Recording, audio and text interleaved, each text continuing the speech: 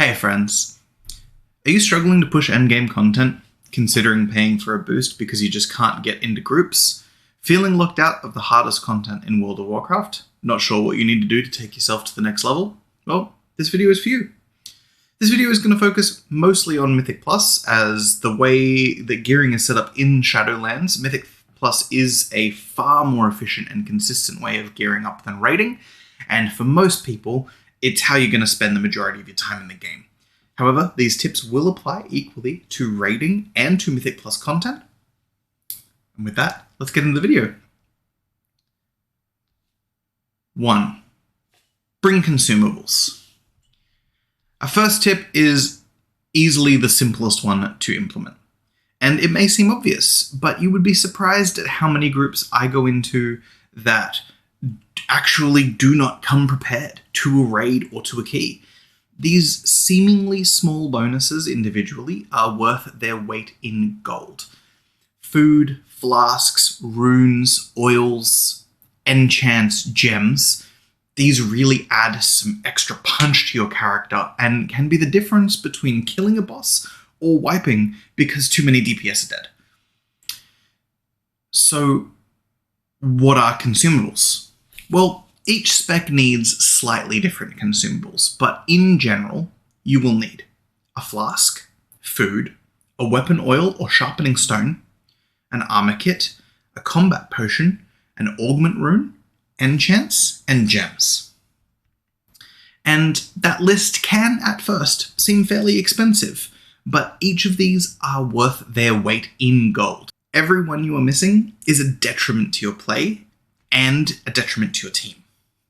Let's have a look at exactly what is at stake here in terms of power. As you can see here, a flask of power is 70 primary stat, food 30 secondary stat, a rune 18 primary stat, armor kit 32 stamina, stat enchant, so that is either on your braces, your gloves, or your boots, 15 primary stat, chest piece 30 primary stat, ring enchantment 16 secondary stats each for a total of 32, and a cloak enchant 30 stamina. That totals out to 133 primary stats, 62 stamina, 52 secondary stats for a total of 247 stats. Now, as you can see here, 226 item level gloves from the raid give you 61 primary stat, 112 stamina, and 106 total secondary stats. That's 279 total stats. I find it helpful when doing these comparisons to look at consumables as another gear slot, which is why I'm comparing it here to the item. The more consumables you have, the higher the eye level equivalency. And by raw stat budget, this puts just the above consumables at about 200 item level. If you add 2 gem sockets into that, your stat budget would bring the total value up to 226 item level. And that's before we look at combat potions or weapon enchantments. So bottom line, if you're not bringing an extra item with you, you're not performing at your peak. It's an extra item worth of value. Step 2, be prepared. Whether it be raid or Mythic Plus dungeons, the thing that sets the best apart from everybody else is knowing the encounters and knowing the specific class utility that they have going into the encounter. You may think that you know the dungeons, but Shadowlands actually has a lot of small intricacies that they have added in to make the dungeons a little more interesting at lower keys, and they basically become mandatory at higher keys. And I found that the easiest way for me to learn these is by jumping onto Wowhead. They have some fantastic guides on all of the small intricacies, and covering them in a video is going to make this video many, many hours long. But I will touch on a small one, just as an example. In Spires of Ascension, there is a unit called the Forsworn Mender. They have a buff that's called Imbue Weapon, and I'm sure you've seen Deadly Boss mods tell you to dispel Imbue Weapon now, or dispel Forsworn Mender now, and have just sort of casually done it and not thought about it. Well, What that actually does when you purge that is A, it reduces the damage that the Force 1 Mender does, but it drops a weapon on the ground. A melee character can go and pick up that weapon, and their next 5 attacks will do significant AoE damage on top of the normal attack. That makes these pulls less scary because there's less damage happening, and easier because there's more damage from your team happening.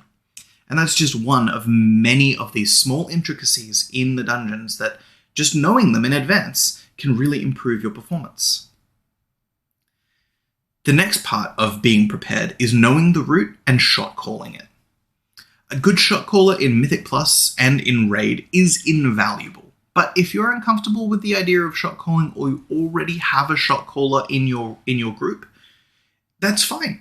Simply knowing what the mechanics are going to be for each pull and what each pull is going to be in advance will allow you to mitigate some of the needs of the shot caller and allow you to better be prepared to swap when the shot caller makes those decisions and makes those call-outs for you. One of the things that took me a really long time to learn is that a Mythic Plus is not a bunch of small encounters back to back. Mythic Plus is one 30 to 40 minute long encounter with lots of small packs in between. The reason why that distinction is important is because it goes from popping your cooldowns on every pull when they're up to making sure that you're using the right cooldowns at the right time in the right stages of the one long encounter.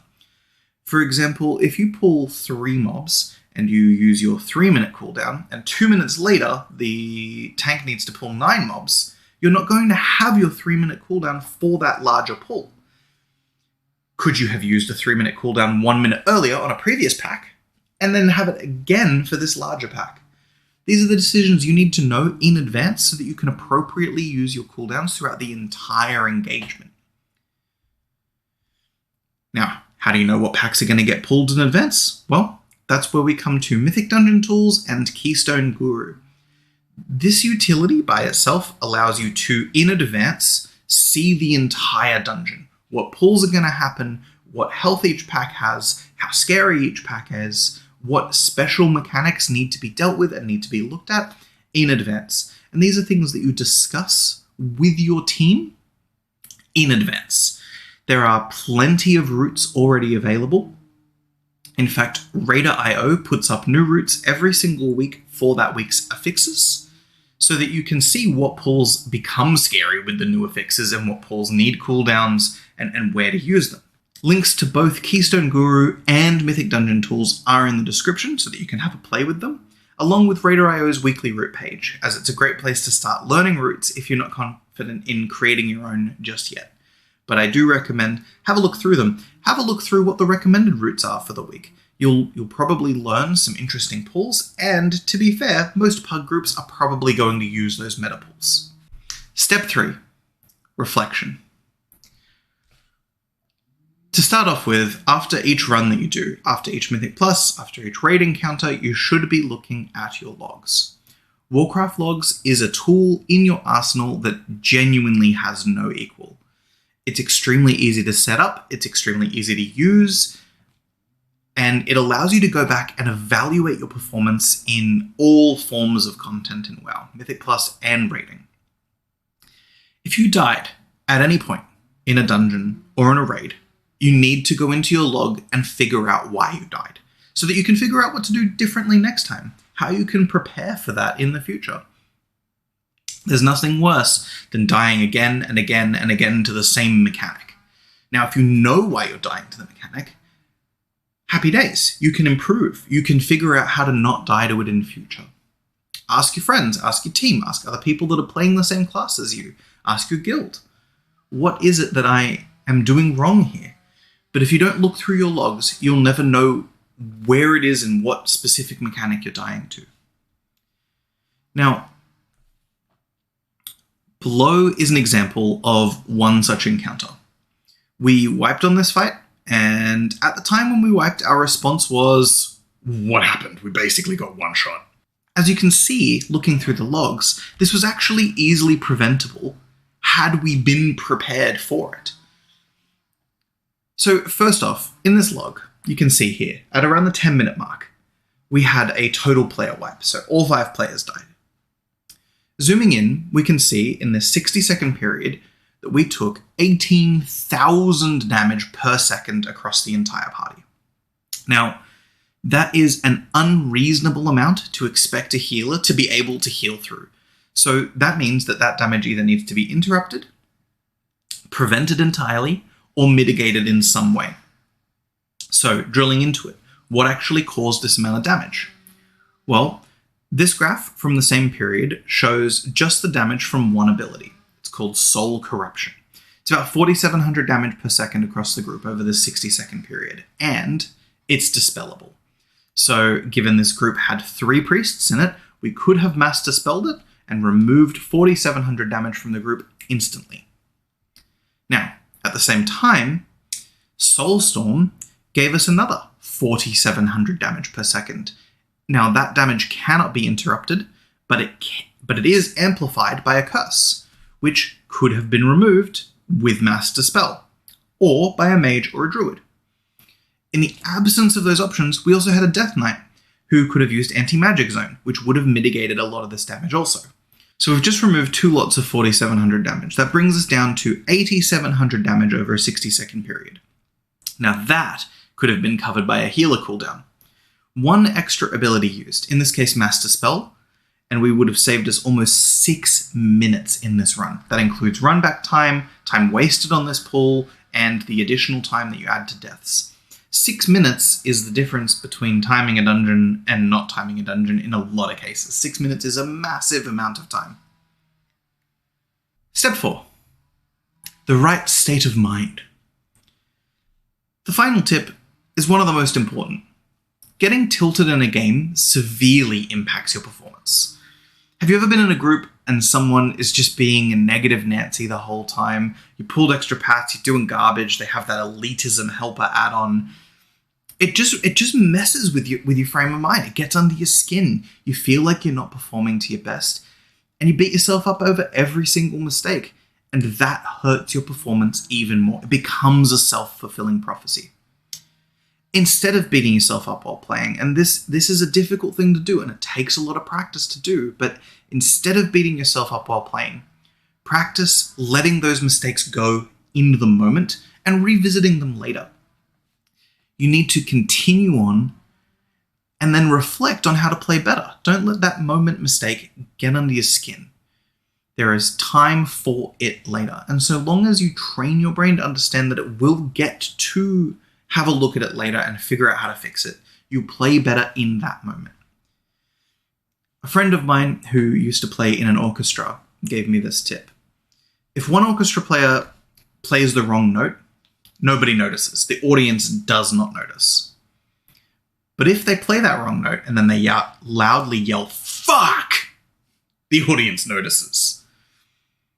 If they, in that moment, just play the wrong note once and then stop for a second and then go back to playing correctly where they should be up to, the performance goes on without a hitch.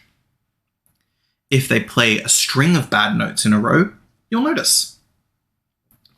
The idea here is that you play the one wrong note, you notice it, you let it go, and you come back later. You re-practice that part. You figure out how to make it not happen again. Thank you for watching the video. If you liked it, be sure to give it a like. Give it a thumbs up. It's really appreciated. If you didn't like it, there's a thumbs down button as well. Don't push that one. You liked the video. If you have any extra tips, if I got something wrong, leave a comment. There's a little comment box right here, down there. And of course, YouTube thinks you'll like these videos that I also made. Mostly ambient videos. They're pretty good. They'll help you chill out. Don't forget to subscribe. Thank you for watching.